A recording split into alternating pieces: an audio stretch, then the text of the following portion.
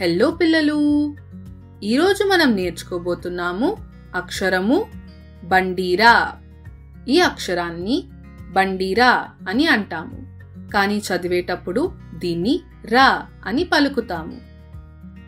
రా రా రంపం, రా రా రంపం. రంపం అంటే చెక్కలు లేదా లోహాలను కోసేందుకు ఉపయోగించే ఒక పరికరం. ఇది పదునైన దంతాలని కలిగి ఉంటుంది.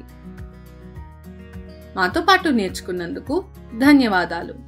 ఇది ఏ అక్షరమో చెప్పండి. బండీరా. దీన్ని మనం ఎలా పలుకుతాము? రా రా. నాతో పాటు మళ్ళీ చెప్పండి. బండీరా. మనం దీన్ని ఎలా పలుకుతాము? రా.